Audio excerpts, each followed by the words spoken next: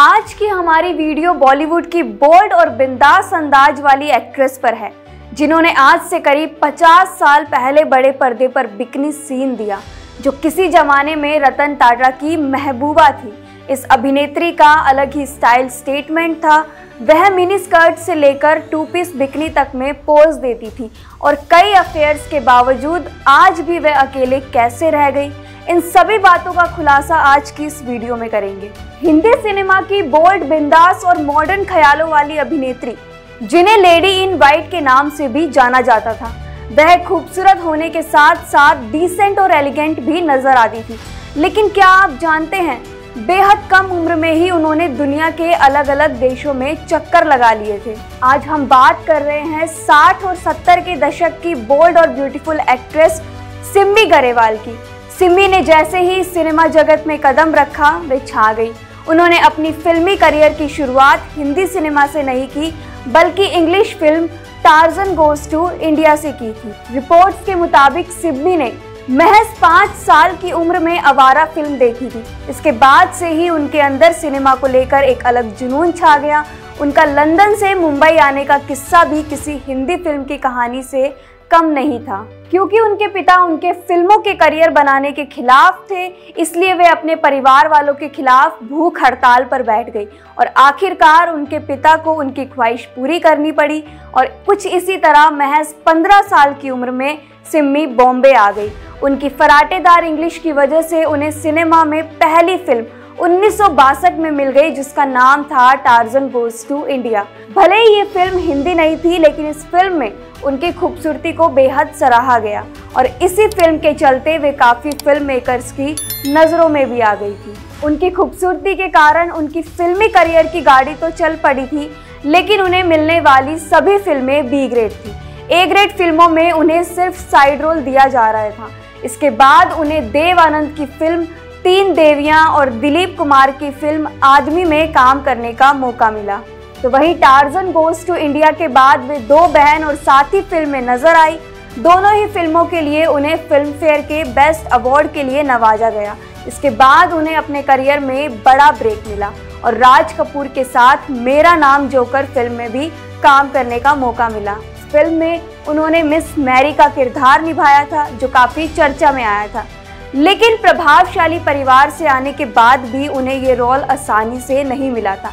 इस रोल को पाने के लिए उन्होंने जमीन आसमान एक कर दिया था। सिम्मी गरेवाल ने अपनी आंटी से राज कपूर का नंबर लेकर किसी और नाम से बात की और उसके कुछ समय बाद राज कपूर ने चर्च गेट पर सिम्मी गरेवाल को मिलने के लिए बुला लिया, जहां वे अपनी ओर से लिखी गई कविता और गुलाब लेकर उन्हें इम्प्रेस करने पहुंच गई थी। मुलाकात के कुछ समय बाद राज कपूर ने उन्हें अपनी फिल्म में इस रोल के लिए साइन कर लिया। राज कपूर ने इस फिल्म में सिम्मी गरेवाल से वो सीन्स शूट करवाए जो उस दौर में काफ़ी हैरान कर देने वाले थे। इस फिल्म में सिम्मी ने महज 15 साल की उम्र में अपनी बॉडी शोकेस की, जो उस दौर में बहुत ही बड़ी बात थी। इसी फिल्म में उन्होंने बिकनी सीन भी शूट किया था, जो काफ़ी चर्चा में रहा। इसके बाद भी सिम्मी फिल्मों में काम करती रही। वे अंदाज, नमक हराम, चलते चलते, कभी कभी, द बर्निंग ट्रेन, कर्ज, नसीब, बीवी ओ बीवी, लव एंड गॉड और रुखसत फिल्म में नजर आई। अब जितनी दिलचस्प कहानी उनके फिल्मों में आने और उनके बोल्ड सीन्स करने की थी, उतनी ही इंटरेस्टिंग उनकी रियल लाइफ भी थी। यानी ये कहना गलत नहीं होगा कि उनकी रियल लाइफ से काफ़ी मेल खाती थी। बात उनके पर्सनल लाइफ की करें तो उनका राज कपूर के साथ अफेयर काफ़ी चर्चा में रहा। हालांकि राज कपूर का नाम हर किसी एक्ट्रेस के साथ जुड़ता है, तो इसमें कुछ नया नहीं था। लेकिन उस दौर में उन दोनों के अफेयर्स के चर्चे खूब हुए थे और मैगजीन में भी बढ़ चढ़कर इसके बारे में जिक्र किया गया था। वहीं बात सिम्मी के निजी जीवन की करें तो वे अपने निजी जीवन में अकेले रह गई। उन्होंने शादी भी की, उनके अफेयर भी रहे। हालांकि सालों से वे निजी जीवन में अकेली हैं। सबसे पहले महज 17 साल की उम्र में उन्हें जामनगर के महाराजा से प्यार हो गया था, जिसका जिक्र और खुलासा उन्होंने खुद 2013 में एक फिल्म फेयर अवार्ड में किया था। उन्होंने बताया कि दोनों का रिश्ता 3 साल तक चला था। इसके बाद दोनों अलग हो गए क्योंकि महाराजा उनकी फिल्मी करियर के खिलाफ थे और उनको लेकर काफ़ी पॉजिटिव थे। इसके बाद भारतीय क्रिकेट टीम के पूर्व कैप्टन वे नवाब मंसूर अली खान पटौदी का दिल सिम्मी गरेवाल पर फिदा हो गया था। सिम्मी गरेवाल और मंसूर अली खान की मोहब्बत यूं परवान चढ़ी थी कि दोनों शादी तक करने वाले थे।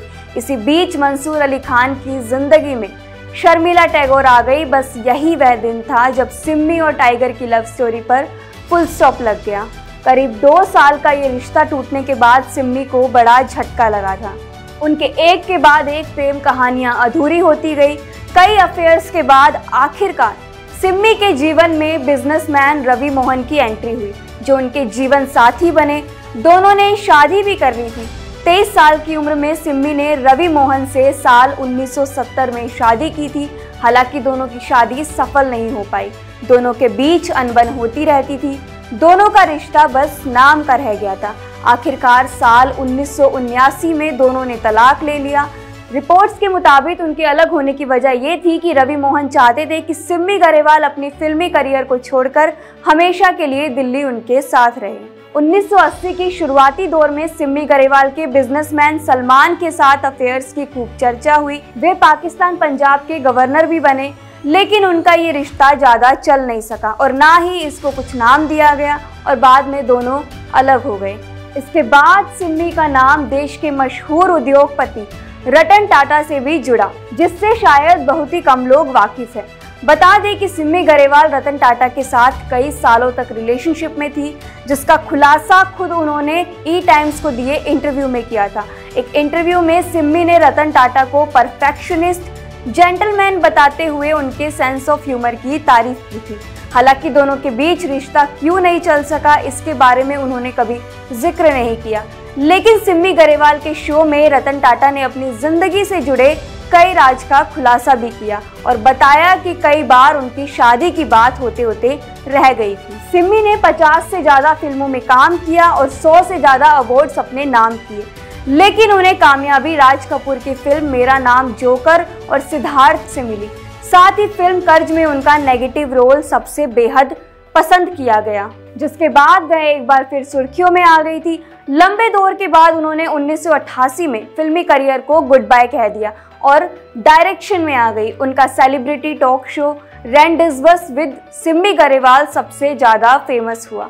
उन्होंने पूर्व प्रधानमंत्री राजीव गांधी के साथ मिलकर भी कई प्रोजेक्ट्स पर काम किया था। इसके बाद उन्होंने अपना खुद का चैट शो शुरू किया, जिसमें उन्होंने कई बड़ी हस्तियों जैसे कि अमिताभ बच्चन, शाहरुख खान, ऐश्वर्या राय को शामिल किया।